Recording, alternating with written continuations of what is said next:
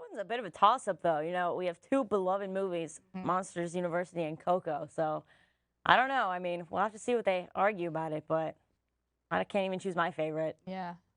See what the judges have to say.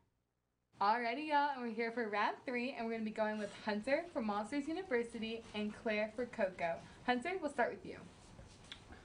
Who would have thought walking into a theater in 2013 that Pixar and their team were able to craft the greatest college film ever made? But that's exactly what Dan Scanlon and his team did. They made the greatest college film of all time and made it rated G on top of that, which is probably an even greater challenge due to the nature of college. This isn't only a great college movie, but it's also probably the best prequel ever made. It's the funniest Pixar movie. It's got a killer voice cast with Nathan Fillion, Aubrey Plaza, Alfred Molina, Helen Mirren, John Krasinski. I mean, I could go on and on. But what perhaps the greatest feat of Monsters University is the message.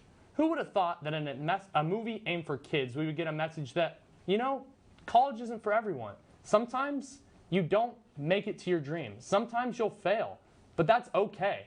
Just like Uzma Kappa taught us. You know, and that's the most important lesson in it all, is that like sometimes you're not going to achieve what you want, but still keep aiming. That's what Sully and Mike do in this film. They keep getting hit with setback after setback, but they're not going to give up on their dreams. They're not going to give up on their goals, and that's okay while still failing at them. And I think there's beauty in that, and it's something so important and complicated to teach children. And Monsters University tackles that in such a delicate and important way. You know what, Hunter? You're right. That is a very important message. And not only is it also seen in Coco, there's an even stronger message in Coco. It's about family. It's about your dreams. Poor Miguel wants to be a musician so badly, and he has to struggle hiding in his little... Oh my God, sorry. This Coco gets me really emotional, you know? Hiding out, playing guitar by himself. He has to run away to the land of the dead to fulfill his dreams. It's a message of trying to convince your family of who you are, love them, love each other about who you are, accept their dreams. And not only is the message beautiful, like crying at the end when Mama Coco finally remembers her father, when she finally sings, are you going to tell me that's not the most emotional Pixar scene in your life? Because it is. And it's beautiful. It took 6 years to make, and it paid off. When you see that scene of Miguel walking across the flower bridge and seeing the land of the dead for the first time, it's breathtaking. Everything about it is just amazing, has a beautiful message, beautiful music, beautiful cast honoring a beautiful culture, and I just don't think that there's anything to argue about that. Yeah, I liked Coco better in 2013 when it was called The Book of Life, which had a far more original take on Dia de los Muertos, a more unique animation style, a far better story, and a better voice cast. Coco's great. It's entertaining, it's emotional, but it's that classic late-stage Pixar. Pixar just can't help themselves but make it so overly emotional. Yes, of course we cried at the end when they sang, because that's exactly what Pixar wanted us to do. They learned to manipulate your emotions and make it exactly what you wanted. And we're going to overshadow the rest of the movie before the ending's great. In the middle of that movie, there's a solid 45-minute chunk where it just kind of meanders. Not much happens. There's one good song in Poco Loco. And other than that, they're kind of just wandering around the land of the dead. And it's beautiful animation. I'm not going to fight you on that. It's stunning, but it's meandering.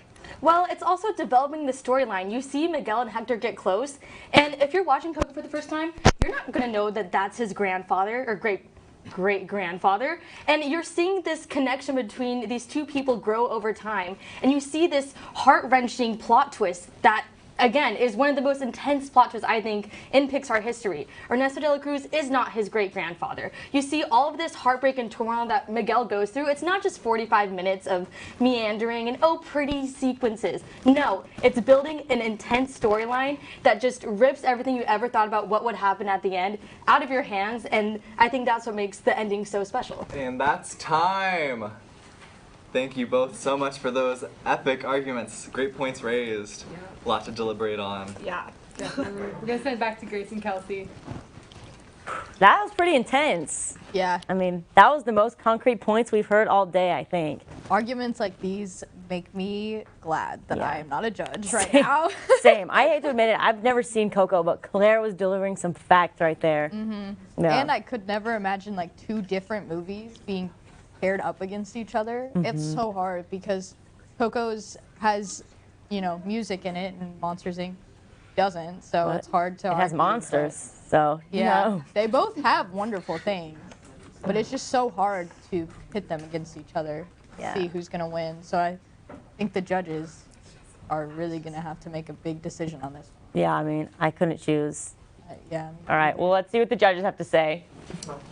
All right, so for round 3, we do have our winner, and we have chosen Coco. Congratulations, Claire. Alrighty, we're gonna get ready for the next round and head it back to host. Whew.